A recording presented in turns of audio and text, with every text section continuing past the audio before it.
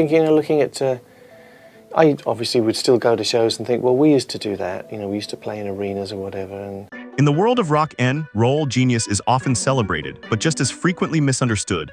And in the case of Queen's legendary guitarist Brian May, his legacy is as polarizing as it is awe-inspiring. At 78, the astrophysicist-turned-axe-wielding icon still dominates musical discourse, not just for the anthems he helped immortalize, but for the quiet friction that followed him through decades of guitar mastery.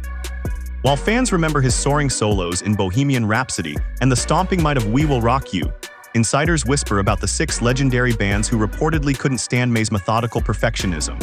His obsessive attention to detail, academic precision, and classical training didn't just revolutionize guitar tone. It reportedly drew contempt from peers who favored raw emotion over meticulous layering. These weren't minor stylistic disagreements. They were full-blown philosophical wars in rock music, pitting Brian May's intellectual approach against blues purists, punk revolutionaries, and even fellow progressive icons. Was he a misunderstood scientist in a leather jacket, or did his relentless pursuit of sonic precision alienate those who viewed music as something that should come from the soul, not from a lab? This isn't just a story about riffs and chords. It's a deep dive into the rivalries that defined an era. Today, we uncover the 6 bands who, according to countless rumors and insider accounts, allegedly couldn't stand Brian May's revolutionary genius. From jam room snubs to backhanded studio remarks, what lies beneath these musical tensions might just shock you. And what it reveals about the fragile egos and silent wars behind rock's most legendary moments could change how you see your favorite bands forever. The first fracture in Brian May's web of rivalries reportedly came at the hands of Deep Purple, one of Britain's most celebrated hard rock pioneers. At the center of this conflict was a fundamental disagreement on what a guitar solo should represent, emotion or engineering. According to numerous music historians and insiders like Malcolm Dome, Ritchie Blackmore, the moody guitar genius behind Deep Purple's seismic riffs, allegedly saw Brian May as more of a music student than a rock star. Behind the scenes, Blackmore reportedly criticized May's multi-layered harmonies and orchestral textures as chamber music disguised as rock, claiming that real guitar playing comes from instinct, not formulas. These tensions weren't just born from sound but ideology. While Queen was building complex harmonies that felt operatic, Deep Purple was focused on raw, blues-drenched firepower. As both bands rose to prominence in the early 1970s, this quiet rivalry played out in studios, festival lineups, and endless ranking polls that pitted May's technical wizardry against Blackmore's primal energy. Allegedly, during a studio encounter in London, Blackmore openly questioned whether May could ever deliver his studio sound live, reportedly quipping, "Let's see him recreate all those harmonies without a 48-track mixing board." For fans, both guitarists were icons, but behind closed doors there was a simmering disdain from the Purple camp toward what they viewed as overproduced, overly academic rock. May, in turn, remained diplomatic publicly, but insiders claim he was well aware of the cold shoulders and sidelong glances from his blues-based peers. This wasn't just a rivalry, it was the first crack in the myth that guitarists could all admire each other in peaceful harmony. If Deep Purple laid the groundwork for artistic tension, then Black Sabbath reportedly escalated it into something far more visceral. In the gloomy corridors of British heavy metal, where volume meets violence and riffs are forged in emotional fury, Brian May's meticulous, effects-laden guitar style clashed like oil and water with Tony Iommi's raw amplification approach. According to insiders like former Metal Hammer journalist Malcolm Dome, Iommi allegedly dismissed May's sound as artificial heaviness, built more on studio gadgetry than soul. Rumors from the mid-1970s suggest that Iommi found Queen's elaborate soundscapes hollow compared to Sabbath's gritty authenticity, even allegedly mocking May's pedalboard setup during a backstage encounter by saying, "Real metal doesn't need this much technology to terrify people." To Sabbath, May's pristine tones and mathematical precision felt more like a science fair experiment than genuine musical aggression. The Sabbath camp reportedly viewed Queen's success in the hard rock space as an affront to the essence of metal, which they believed should come from calloused fingers and overdriven tubes, not mixing desks and layering sessions. The rivalry reached its murkiest moment during shared tour in Europe, where, according to witness accounts, Iommi physically examined May's rig with open disdain. May, meanwhile, saw nothing wrong with blending innovation and heaviness. He simply believed in evolution. Yet Sabbath allegedly viewed him as a kind of rock imposter, someone who engineered his way into the pantheon instead of bleeding for it on stage.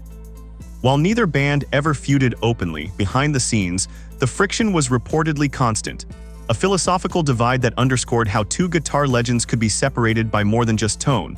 They were separated by an entire definition of what heavy truly meant. While the rock establishment clashed with May on the grounds of authenticity and technique, the punk uprising led by the Sex Pistols reportedly took things to a whole new level of ideological warfare. To Johnny Rotten and his gang of sonic anarchists, Brian May wasn't just a rival. He was the personification of everything punk sought to destroy. According to former NME writer Tony Parsons, Rotten allegedly described May as a pretentious academic who had forgotten that rock is supposed to be dangerous. In the eyes of the punk movement, Queen represented excess, elitism, and theatrical pomp, while punk represented rebellion, rawness, and street-level angst. During the late 1970s, when Queen was topping charts with bombastic ballads and arena-filling anthems, the Sex Pistols were lighting matchsticks beneath the bloated corpse of rock stardom, and May, with his doctoral degree and meticulous harmonies, became a target. At a London venue, according to multiple sources, members of the Pistols heckled Queen's performance from the wings, reportedly shouting, "Nobody needs 20-minute wank sessions when 3 chords can change the world." It was a brutal takedown rooted not in musicianship but in cultural identity. The Pistols weren't concerned with May's technical talent, they were disgusted by what he symbolized, the sterilization of rebellion into choreographed spectacle. May, ever the gentleman, rarely responded publicly, but insiders claim he was privately rattled by the venom. This wasn't just about notes or chords, it was about a generation war between anarchy and order, and Brian May found himself in the crossfire. The storm between Brian May and Led Zeppelin wasn't loud, it was seismic, a quiet earthquake rumbling beneath decades of British rock supremacy. While both bands were titans of their time, their approaches to musical genius couldn't have been more different. May, the scientist of sound, built his music with precision and intellect, while Jimmy Page, Zeppelin's riff sorcerer, tapped into mysticism and blues-fueled intuition. According to journalist Cameron Crowe, Page reportedly viewed May as a technical show-off who mistook complexity for creativity. The rivalry may have stemmed from the constant comparison in music magazines, fan debates, and guitar polls that sought to crown Britain's greatest guitarist, a title both men had a claim to. While Page was invoking ancient gods with his otherworldly solos, May was plotting every note like an astronomer charting stars. The Zeppelin camp, according to industry whispers, saw Queen's layered harmonies as lacking the spiritual depth that made Zeppelin's sound timeless. One source claimed Page once remarked at a recording event, "Precision without soul is just expensive noise." For May, such remarks likely cut deep not because they were true, but because they struck at the heart of what he believed music could be: intelligent, crafted, yet still emotionally resonant. And yet the silent rivalry persisted, with neither side acknowledging it directly, but always aware of the tension in the room when their names appeared side by side. It wasn't just a battle of technique versus feel, it was a clash of worlds: the academic and the alchemist, the architect and the mystic. Crossing the Atlantic didn't ease the tension for Brian May. In fact, it may have amplified it. The Eagles, those paragons of Californian rock perfection, reportedly held deep reservations about May's recording philosophy. While Queen's sessions were famously complex, involving dozens of overdubs and meticulous sonic crafting, the Eagles prided themselves on capturing natural, organic performances. According to former record plant engineer Val Guerre, Don Henley allegedly dismissed May as a laboratory scientist who forgot music should feel human. The philosophical divide between both bands was immense. Queen chased grandeur, theatricality, and studio wizardry. The Eagles pursued minimalism, warm harmonies, and musical conversations in real time. At a Los Angeles studio in the late 70s, rumors swirled of Eagles members mocking May's solo-building process. Allegedly joking, real harmonies come from multiple musicians, not one guy layering himself with a mixing board.